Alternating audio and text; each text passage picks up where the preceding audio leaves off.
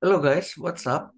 Welcome back to my channel. It's been a long time ya, sejak gua nggak buat konten karena beberapa tahun ya, udah 2 tahun ke belakang gua sibuk kuliah dan thank goodness gua udah lulus dan sekarang berkesempatan kembali untuk membuat video di channel ini. Oke, saat ini gua akan ngebahas nih beberapa tipe soal terkait TPS buat kalian mahasiswa calon mahasiswa baru yang ingin melanjutkan ke perguruan tinggi negeri, mungkin kedinasan juga, ini TPS merupakan materi cukup penting. Kenapa? Karena tidak hanya melatih kemampuan kita menjawab, tapi melatih pola pikir. Nah, demikian kira-kira informasinya ya. Nah, sekarang kita akan coba mereview dulu sih perubahan yang ada di TPS saat ini gitu ya. Nah, pada tahun 2019, 2020, 2021, 2022, TPS itu hanya sebatas 4 subtes ya. Correct me if I'm wrong. Nah, di situ kalau nggak salah ada 4 subtes. Namun karena sekarang itu 2023 ada penghapusan pada mata uji TKA ataupun tes kompetensi akademik gitu ya, kemampuan akademik, maka di situ ada perubahan terhadap TPS itu sendiri. Nah, jadi kita akan coba lihat apa aja sih yang akan difokuskan di TPS untuk 2023 ini. Oke, sebelum kita lanjutkan, nah, jadi adapun yang akan direview ataupun dilihat pada video kali ini adalah penalaran umum, pengetahuan kuantitatif, dan penalaran matematika. Bersama saya, mungkin kita kenalan ulang ya, Johansson Silaban. Nah, itu gelarnya agak-agak gimana ya, supaya ada motivasi mungkin untuk bagian orang dan for myself either untuk melatih sih apa ya, untuk apresiasi diri gitu ya, mengapresiasi diri. Oke, nah untuk di TPS itu sendiri nanti ada 7 subtes. Jadi TKA-nya dihapus, tapi TPS-nya sendiri yang diperbanyak gitu. Sebenarnya kalau dari konten tidak terlalu sulit gitu ya, hanya melatih pola pikir dan bagaimana ketepatan dan kecepatan menjawab. Nah, ini tidak ada bedanya sebenarnya dengan TKA. Ya, mungkin kalau untuk bagian orang rumit dalam menghafal rumus ya, toh di TPS juga ada rumus kok. Nah, gitu. Jadi sebenarnya kurang lebih sama aja. Nah, jadi ada 7 subtes ya, literasi bahasa Indonesia, literasi bahasa Inggris, penalaran umum, pengetahuan kuantitatif, penalaran matematika, pengetahuan dan pemahaman umum, dan terakhir pemahaman bacaan dan menulis. Memang di tingkat universitas, ketujuh ini memang harus diperlukan. Karena kita sebagai mahasiswa gitu ya, nanti kalian sebagai calon mahasiswa baru memiliki kompetensi ini supaya bisa memilah dan memilih mana kira-kira informasi yang harus kita input, mana yang kita buang gitu ya. Nah, jadi dalam video ini pula ada 3 yang harus kita fokuskan concern pada video ini. Kenapa hanya 3 aja, Kak? Karena ya gua lebih bisanya di sini gitu ya. Kalau bahasa Indonesia kan mungkin sebagian dari kita memang orang Indonesia, tapi untuk bahasa baku itu tidak semuanya bisa gitu ya. Jadi takutnya nanti sesat, sehingga kalian wajib mencari guru bahasa Indonesia ataupun materi bahasa Indonesia yang lebih valid gitu ya. Lah begitu juga dengan bahasa Inggris. Nah kalau PU, pengetahuan kuantitatif dan penalaran matematika, tentu di prodi saya sendiri S1 dan S2-nya tentu harus memiliki kompetensi ini. Nah, untuk yang 6 dan 7 itu it's your own ya. Jadi silakan nanti kalian cari materi mana yang berkaitan dengan poin 1, 2, 6 dan 7. Dan disclaimer dulu untuk materi 3, 4, 5 ini, untuk part 1 ini ya, gua ambil dari simulasi SNBP. Jadi ada di websitenya sebenarnya, tapi gue itu tanpa melihat pembahasan untuk mencek bagaimana sih gue sebagai misalkan calon mahasiswa baru gitu ya untuk menjawab soal-soal ini, apakah bisa atau enggak. Nah itu kira-kira. Oke, tanpa berlama-lama kita langsung masuk saja ke soalnya ya. Mungkin ini yang kalian tunggu-tunggu, yang kalian nanti-nantikan. Mari kita bahas ke part pertama tentang PU ataupun penalaran umum terlebih dahulu.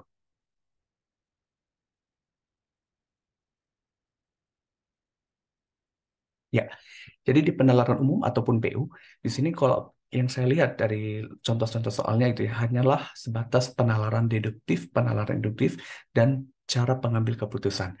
Dan memang ada sih beberapa kuantitatif juga gitu ya, tapi tidak begitu dalam, tapi hanya melihat bagaimana how to think gitu, ya, how to solve lagi kan, how to solve the problem yang disajikan.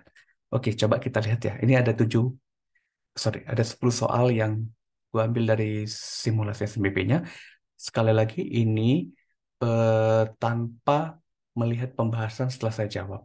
Nah, gue udah jawab sih sebenarnya. Aduh, apa lebih banget ya saya gue. Pokoknya gue udah mencoba menjawab 10 soal itu dan ternyata tidak sesusah itu. Ya mungkin bagi yang anak-anak SMA yang baru lulus gitu ya mungkin agak sedikit kelimpungan, tapi to be honest ini tidak sesulit itu kok. Jadi tenang aja, kita akan coba lihat bagaimana materi ini disajikan. Kita lihat dari yang pertama ya. Oke, di sini dikatakan ada negara T adalah negara kepulauan dengan biaya logistik yang tinggi. Pakar logistik menyebutkan hal ini disebabkan tidak meratanya infrastruktur di negara T sehingga tidak semua wilayah dapat dijangkau dengan mudah. Jadi ada suatu negara T, katanya negara kepulauan dengan biaya logistik yang tinggi. Lalu ada pakar logistik nih menyebutkan hal ini disebabkan karena tidak meratanya infrastruktur di negara T sehingga tidak semua wilayah dapat dijangkau dengan mudah. Nah, dari pernyataan-pernyataan berikut ini mana yang memperlemah dan tidak memperlemah pendapat pakar logistik tersebut? Oke, kata memperlemah berarti ini bersifat kontra ataupun berlawanan. Sedangkan yang tidak memperlemah itu berarti yang pro ataupun mendukung gitu ya. Nah, jadi kita cari mana pernyataan yang memperlemah ataupun melawan dari pernyataan para pakar. Yang kedua, mana yang tidak memperlemah ataupun yang pro terhadap pernyataan para pakar. Kalau kita lihat dari kalimat pertama nih, pemerintah membangun banyak infrastruktur baru untuk memastikan pemerataan pembangunan. Nah, ini akan agak-agak kontra ya, bukan agak lagi sih, memang kontra. Kenapa?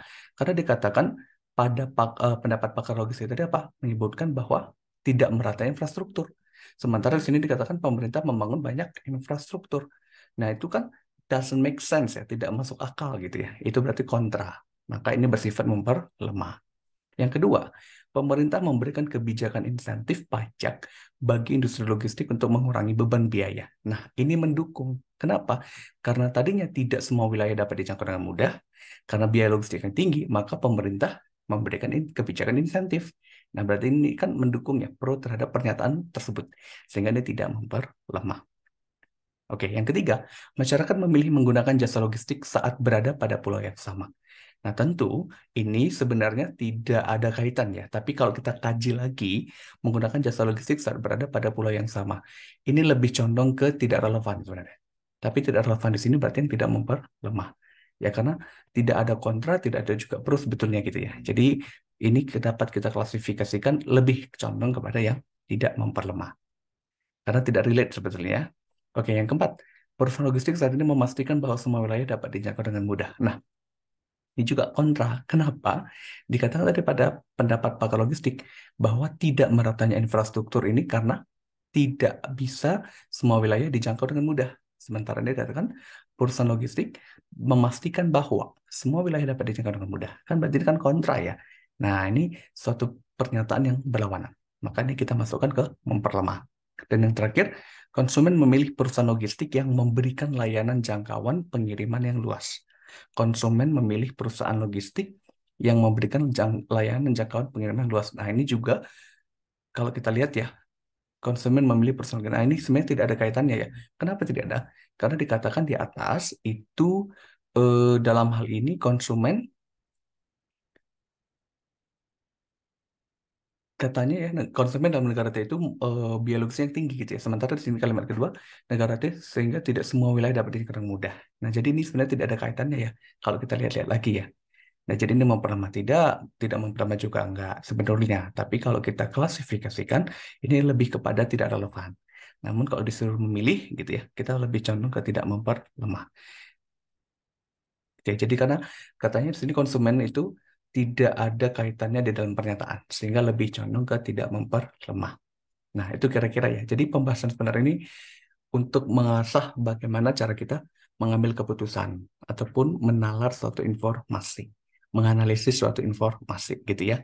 Oke, itu yang pertama. Sekarang kita coba lanjut yang kedua. Nah, dikatakan buah mangga mengandung vitamin C dan antioksidan sehingga dapat meningkatkan kekebalan tubuh serta membantu melawan infeksi virus. Penelitian terbaru menunjukkan bahwa mengonsumsi buah mangga dapat mencegah kanker dan menurunkan kadar kolesterol. Jadi yang kita fokuskan adalah buah mangga dan hasil penelitian terbaru. Manakah dua simpulan yang paling didukung oleh bacaan tersebut? Nah, jadi ada kata paling didukung. Berarti kita harus cari Harga buah mangga menjadi mahal karena memiliki manfaat untuk kesehatan. Ini belum dinyatakan di dalam pernyataan oleh soalnya, gitu ya. Jadi harga buah mangga itu nggak ada disinggung nih. Jadi sama sekali tidak ada relate ya, tidak didukung oleh bacaan tersebut sehingga salah. Nah, untuk opsi yang kedua, jumlah buah mangga yang dikonsumsi memengaruhi khasiat buah mangga untuk mencegah kanker. Sama, jumlah buah mangga tidak dinyatakan di dalam teks sehingga kita nyatakan salah. Yang ketiga, banyak penderita kanker yang mencari buah mangga untuk pengobatan. Nah, kalau dilihat dari kata ini, dari kalimat ini, sebetulnya prosentasenya kebenarannya gitu ya, tidak 100%. Karena banyak penderita kanker yang mencari buah mangga, itu kan untuk pencegahan tadi ya, meningkatkan kekebalan tubuh, lalu mencegah kanker. Nah, jadi kalau sudah kena kanker sebetulnya, ya untuk makan buah mangga itu tidak begitu ngaruh, karena kan untuk pengobatan katanya. Tapi untuk pencegahan iya. Namun kita pastikan ini kita keep dulu ya, ini kita anggap benar dulu. Yang keempat, mengonsumsi mangga disarankan agar dapat terhindar dari risiko penyakit tertentu. Nah, ini tadi pencegahan. Oke, maka ini pasti benar. Yang kelima, banyak produk kesehatan yang menggunakan bahan dasar ekstrak buah mangga. Nah, kalau seperti ini, produk kesehatan yang menggunakan bahan dasar, kata banyak itu belum tahu, belum dinyatakan dalam teks ya produk kesehatan apa. Nah, jadi kalau dibandingkan dengan pernyataan yang C, pernyataan yang E ini masih lebih rendah tingkat kebenarannya, yang paling didukungnya gitu ya terhadap teks. Jadi ini dapat kita nyatakan salah, maka yang paling benar adalah pernyataan C dan pernyataan D. Gitu ya. Jadi pernyataan 3 dan 4 yang paling didukung. Nah, gitu kira-kira. Jadi, kalau yang saya lihat gitu ya, dari permasalahan ini kita hanya diminta untuk apa? Bagaimana menganalisis suatu bacaan, lalu mengambil keputusan yang benar. Nah, ini memang penting di dunia perkuliahan, karena ketika kita menyusun skripsi, menyusun tesis, menyusun disertasi, tentu kita mensitasi. Ketika kita mensitasi, kita tidak boleh 100% mengutip. Harusnya begitu. Karena apa? Disitulah proses kita berpikir, mengambil makna yang sama meskipun cara penyajiannya berbeda. Nah, ini memang skill yang harus dibutuhkan sebagai seorang mahasiswa, calon mahasiswa apalagi ya. Nah, mengingat ya, 2 tahun terakhir, 3 tahun terakhir, 4 tahun terakhir, COVID itu nyata. Jadi, kalau misalkan kita nggak memiliki skill ini, ya tentu kita akan kelimpungan ketika di perkuliahan. Gitu kira-kira. Kita lanjut lagi ya ke nomor berikutnya. Oke. Nah, ini ada suatu bacaan lagi yang kita highlight adalah manakah pernyataan berikut yang pasti benar. Kalau pasti benar, berarti ini harus ada dinyatakan di dalam teks, gitu ya. Harus ada dinyatakan dalam teks maupun dia tersirat ataupun tidak tersirat, gitu ya. Eksplisit maupun implisit. Maka coba kita baca. Kebiasaan tidur dengan posisi tengkurap dianggap buruk bagi kesehatan karena dapat memberikan tekanan pada bagian punggung dan leher yang mengakibatkan nyeri. Selain itu, tidur tengkurap juga dapat menyebabkan kesemutan. Meskipun demikian, tidur tengkurap dapat membuka saluran pernafasan sehingga dapat mengurangi dengkurap. Nah, jadi ada 1, 2, 3 kalimat. Pertanyaan tadi adalah manakah yang pasti benar? Oke, kita cek ya. Orang yang mengalami kesemutan tidur dengan posisi tengkurap. Orang yang mengalami kesemutan tidur dengan posisi tengkurap. Nah, kalau kita lihat di sini ya, selain itu tidur tengkurap juga dapat menyebabkan kesemutan. Nah, ini orang yang mengalami kesemutan tidur dengan posisi tengkurap. Ini mungkin benar. Kenapa? Karena dikatakan di sini ya dapat menyebabkan. Belum 100% pasti gitu. Bisa saja orang yang kesemutan itu bukan karena tidur tengkurap gitu ya, karena kelamaan duduk kayak atau karena misalkan kaki kesemutan itu saling tumpuk menumpuk gitu ya. Nah, jadi belum tentu. Jadi kalau yang kita katakan ini adalah mungkin benar. Oke, karena yang kedua, kesemutan akibat tidur tengkurap dapat menyebabkan tidur menjadi tidak nyenyak. Apakah ini ada dinyatakan dalam teks? Tentu tidak ada ya. Kualitas tidur tidak dinyatakan di dalam teks ya. Nah, jadi di sini hanya memberitahukan kebiasaan tidur, tidak menyatakan ke kualitas tidur. Oke, jadi yang ini tidak relevan ya. Nah, ini tidak relevan. Kemudian ketiga, orang yang memiliki gangguan pernapasan dapat disembuhkan dengan tidur tengkurap. Ini justru tidak ada kaitannya ke atas ya. Justru karena dia tidur tengkurap, jadi menyebabkan sakit punggung dan leher. Nah, jadi ini salah ya. Ini juga pasti salah.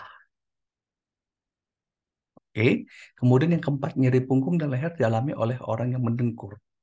Nah, kalau kita lihat tadi, meskipun demikian, tidur tengkurap dapat membuka saluran pernapasan sehingga dapat mengurangi dengkuran. Nah, kalau nyeri punggung dan leher dalam orang yang mendengkur, enggak ya. Nah, ini tidak ada kaitannya di dalam teks. Ya, jadi ini salah juga. Sehingga yang pasti benar adalah yang E. Dengkuran sebagian orang yang tidur tengkurap berkurang. Nah, jadi walaupun ada dampak negatif daripada tidur tengkurap, tapi ada juga benefitnya. Kenapa? Karena dapat membuka saluran pernapasan sehingga dapat mengurangi dengkuran. Jadi dengkuran oleh sebagian orang yang tidur tengkurap itu berkurang. Nah, jadi makna kalimat terakhir itu sama dengan yang ini. Hanya cara penyajiannya yang berbeda. Ya, jadi dapat dipastikan inilah yang benar. Gitu ya. Jadi dengkuran sebagian orang yang tidur tengkurap itu berkurang. Nah, maka seperti itulah kira-kira jawaban yang dimaksudkan. Nah, jadi memang ada beberapa logik apa namanya pengambilan keputusan gitu ya berdasarkan logik yang kita punya. Sehingga ya ini harus dilatih dan memang skolastik itu kan basic diri sendiri gitu ya. Tapi bisa kita latih, bisa kita tingkatkan dengan apa? Dengan beberapa perlakuan ya. Salah satunya adalah membaca teks seperti ini dan mencoba menganalisisnya. Oke? Nah, kita lanjut lagi ya ke nomor berikutnya. Oke, di sini ada suatu pernyataan lagi nih. Apabila sudah siap panen, jeruk akan terasa empuk jika ditekan. Kulitnya berwarna kuning langsat dan jika tergores keluar aroma wangi. Hal-hal tersebut membuat nilai jual jeruk semakin tinggi. Maka pernyataannya adalah jika buah jeruk terasa keras jika ditekan, berwarna hijau, dan tidak mengeluarkan aroma, manakah simpulan yang benar? Jadi kalau kita lihat di sini ada beberapa kriteria. Kalau siap dipanen, dia akan terasa empuk. Lalu kulitnya berwarna kuning langsat. Dan kalau tergores, keluar aroma wangi. Sedangkan jeruk yang sekarang katanya terasa keras, lalu berwarna hijau, dan tidak mengeluarkan aroma. Jelas ini kontradiktif terhadap apabila sudah siap dipanen. Berarti kondisinya apa?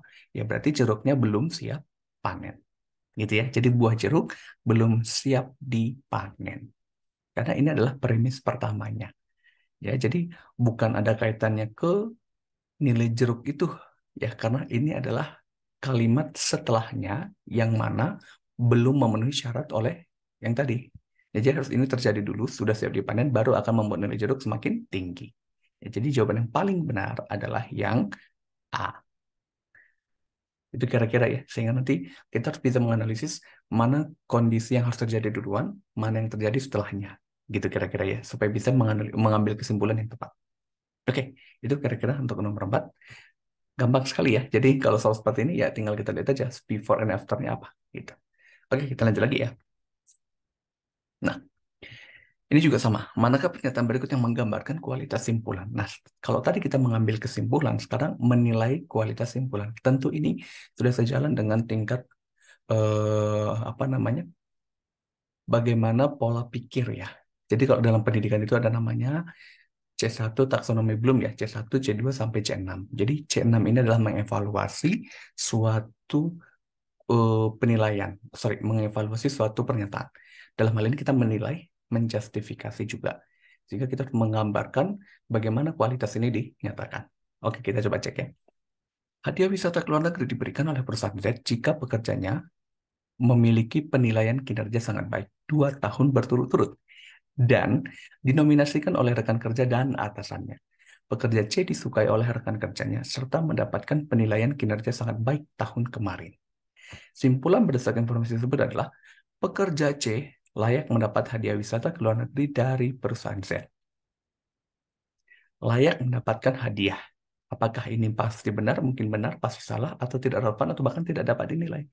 Kalau kita lihat pernyataan sebelumnya, harus mendapatkan apa? Penilaian kinerja sangat baik 2 tahun berturut-turut. Dan dinominasikan oleh rekan kerja dan atasannya.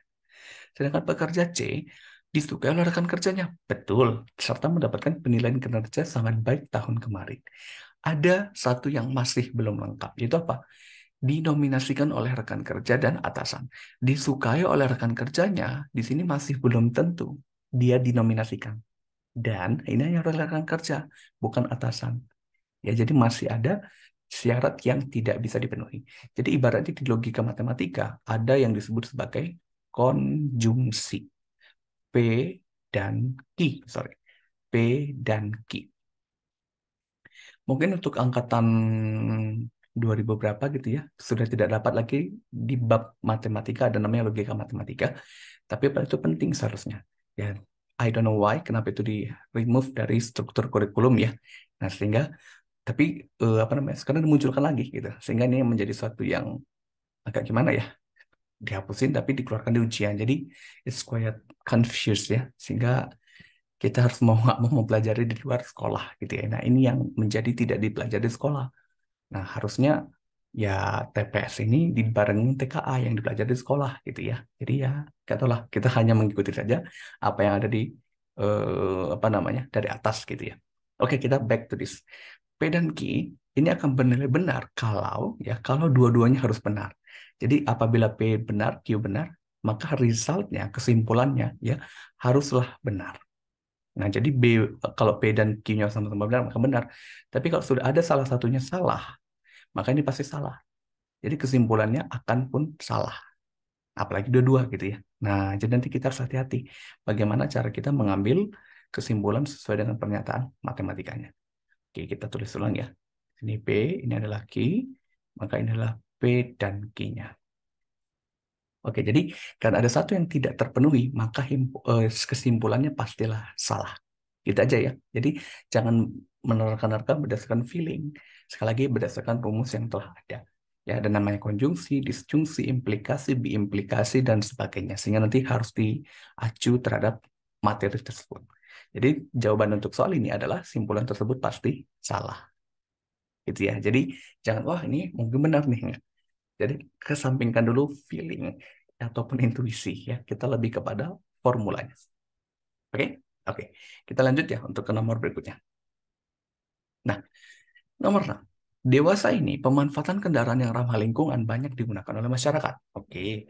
Dengan pemanfaatan ini, konsumsi bahan bakar minyak di masyarakat mampu mendatangkan efisiensi sebesar 20% sampai 30% setiap tahunnya. Berdasarkan paragraf tersebut, manakah yang paling mungkin menjadi asumsi yang mendasari argumen di atas? Jadi ini berbicara tentang apa? Pemanfaatan kendaraan yang ramah lingkungan yang mulai banyak digunakan oleh masyarakat. Lalu manfaatnya katanya apa? Mendatangkan efisiensi sebesar 20-30%. Coba kita cek pernyataan pertama. Masyarakat menjadi lebih hemat ketika menggunakan kendaraan yang ramah lingkungan. Ini mungkin jadi ya, tapi kita keep dulu. Yang kedua, kendaraan yang ramah lingkungan menjadi pilihan sebagian besar masyarakat. Nah, ini masih kurang lengkap ya.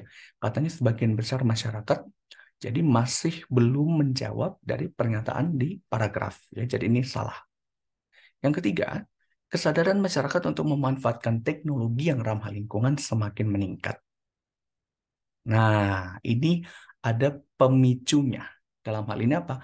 Kalimat ataupun kata yang relate kepada paragraf. Kesadaran masyarakat untuk memanfaatkan teknologi yang ramah lingkungan semakin meningkat. Jadi argumen ini adalah asumsi ya, asumsinya. Lalu dijelaskan lagi nih, kenapa kesadaran itu meningkat? Karena dewasa ini pemanfaatan kesadaran itu mulai banyak digunakan oleh masyarakat. Nah, jadi ada sebab akibatnya. Lalu dengan pemanfaatan ini, nah tadi naik sebesar mendatangkan efisiensi sebesar 20% sampai 30%. Nah, jadi karena adanya kesadaran masyarakat untuk memanfaatkan teknologi ramah lingkungan, maka inilah menjadi pemicu apa? Pemanfaatan itu semakin banyak digunakan oleh masyarakat. Jadi sudah jelas ya, jawabannya adalah yang C. Kenapa yang tadi salah? Masyarakat menjadi lebih hemat ketika menggunakan kendaraan ramah lingkungan. Tapi ramah lingkungan di sini, ya, ramah lingkungan di sini masih belum dielaborasi nih, ya. Jadi apa namanya? Masih belum 100% mendekati gitu ya, dibandingkan yang pernyataan C. Nah, jadi yang lebih tepat ya adalah yang paling mungkin adalah yang C. Gitu kira-kira ya. Oke, gitu. Jadi kalau yang D dengan E ini saya lihat ya itu tidak begitu banyak kaitannya, bahkan banyak produsen kendaraan nggak ada bicara tentang produsen. Ya kalimat setelahnya nggak ada produsen, berarti yang salah. Lalu hemat energi menjadi program mengencar disosialisasikan? Enggak ya. Nah, di sini berbicara mengenai pemanfaatan kendaraan ramah lingkungan, bukan kepada hemat energi terhadap secara apa namanya, secara keseluruhan gitu ya. Ini hanya kepada pemanfaatan kendaraan ramah lingkungan dan bahan bakar minyak ya. Nah, jadi di sini belum ada kaitannya terhadap si paragraf. Ya, jadi yang paling tepat adalah yang C. Itu kira-kira ya. Nah, jadi memang ini agak ambigu ya. Sebagai mungkin yang hanya membaca satu kali mungkin agak sedikit kelimpungan. Oh ya udah yang A paling tepat. Nah, sementara yang A itu masyarakat menjadi lebih hemat. Sementara di soal itu belum ada dikatakan berapa besar penghematannya ataupun nilai hematnya itu berapa. Nah, gitu kira-kira. Jadi masih agak sedikit rancu ya, lebih rancu daripada yang C. Oke, itu kira-kira untuk nomor 6. Kita lanjut lagi ya. Tetap semangat adik-adik semuanya. Ya.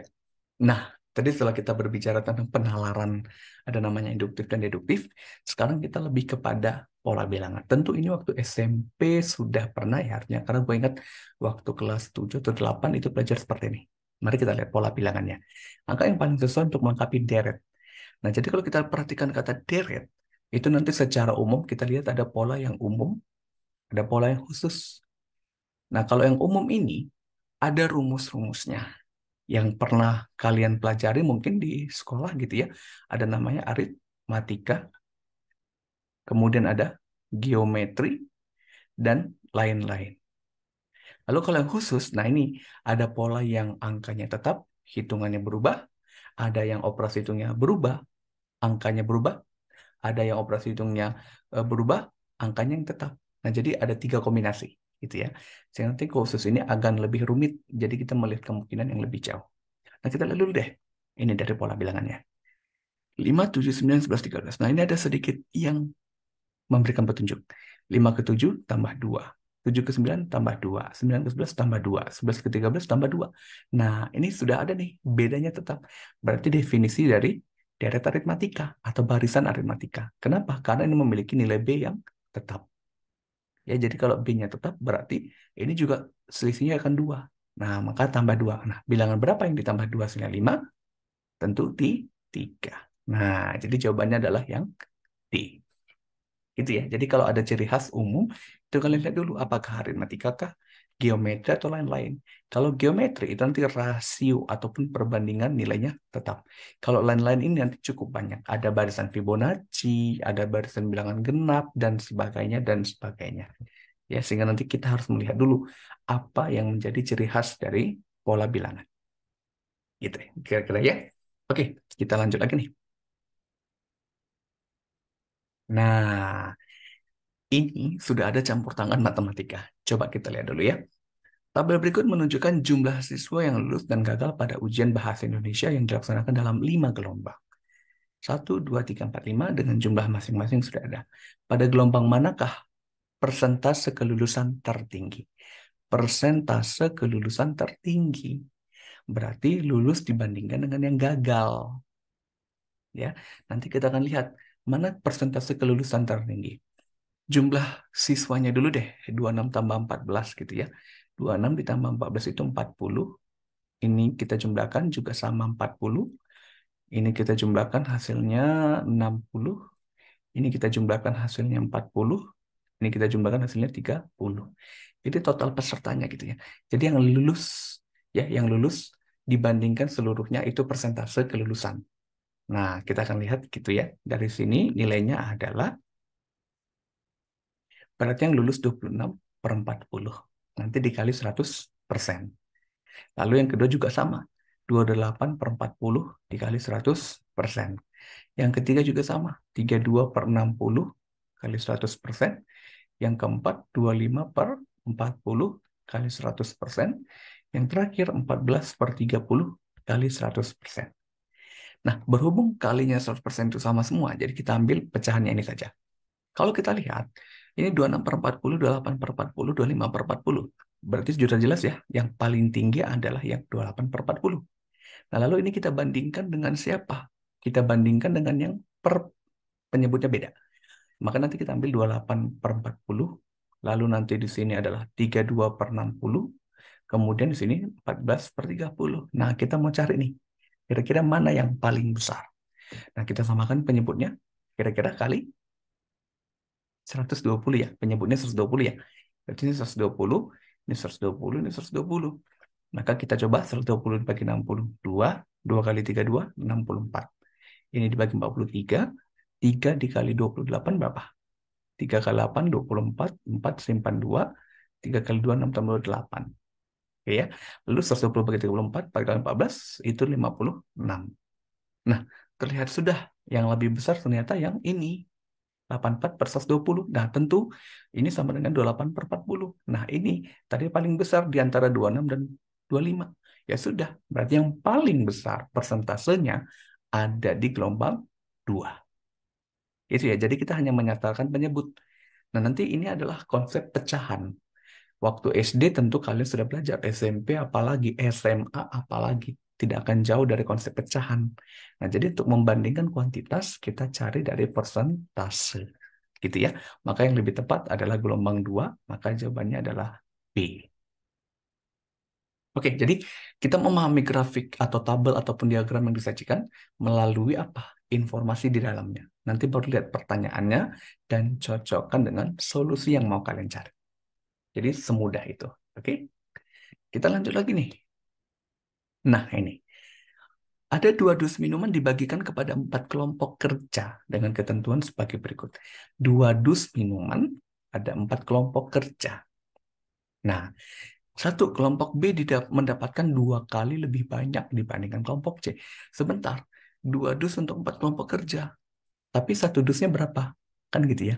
Kita nggak tahu berapa, karena kalau 2 dus dibagi 4, nah agak rancu ya. Setiap kelompok mendapatkan setengah dus, seperempat dus. Nah, itu kan nggak mungkin ya. Jadi kita akan apa namanya melihat dulu kira-kira satu dus itu isinya berapa. Nah, jadi kelompok B mendapatkan 2 kali lebih banyak. Jadi kalau kita ubah ini menjadi bahasa matematika, maka B sama dengan 2 kali C. Gitu ya. Lalu yang kedua, kelompok A mendapatkan setengah bagian keseluruhan. Nah, bagian keseluruhan ini kita misalkan ya, kita misalkan adalah satu dus itu isinya N kemasan. Berarti kalau ada 2 dus, maka 2N kemasan. Sehingga kalau kelompok A mendapatkan setengah dari keseluruhan. Berarti setengah dari 2N. Oke? Atau sama dengan N. Sedangkan B tadi dikatakan 2 kali lebih banyak dari C. Nah, ini kita belum bisa nyatakan dulu ya. Ya, kita belum bisa nyatakan dulu. Nah, yang pernyataan ketiga. Kelompok C dan D mendapatkan pembagian sama rata dari minuman yang tersisa. Nah, kelompok C sama dengan D. Lalu yang pernyataan 4, setiap dus berisi. Nah, ini. Setiap dus berarti satu dus itu ada 24 kotak. Ya, berarti kan sudah tahu N-nya. Gitu ya. Sehingga nanti ini N-nya adalah 24 kemasan ataupun 24 kotak.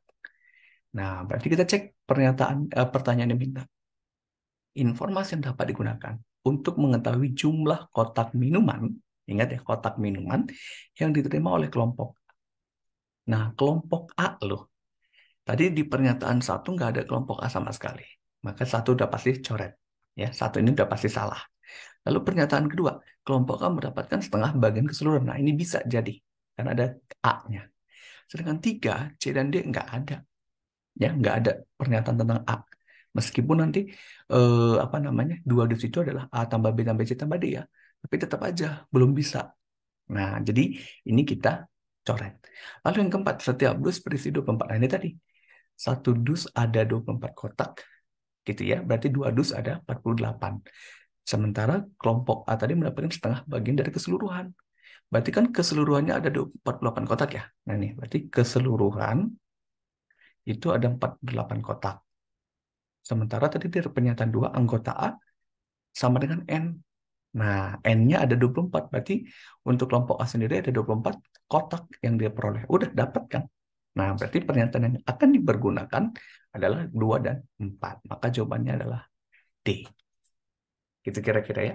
Kalau kalian pakai pernyataan yang lain, itu nggak akan mungkin.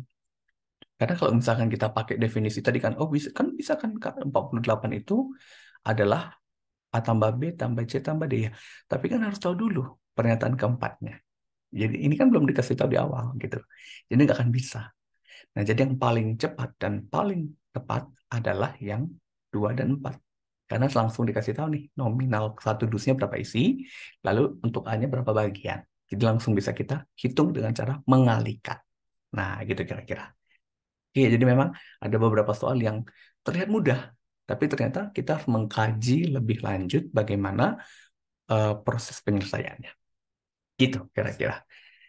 Oke, ini sudah makin panas ya, tapi sayangnya ini tinggal soal terakhir nih. Jadi 10 soal ini disclaimer tadi ya, saya ambil dari simulasi SNBP tanpa melalui pembahasan yang berkesajikan. Jadi ini saya jawab dulu semuanya dengan apa yang saya pikirkan, ternyata benar gitu kira-kira. Nah, jadi ini sudah merupakan soal yang menyerupai ya dari simulasi SNBP-nya langsung. Oke, yang for the last question ya, kita coba lihat.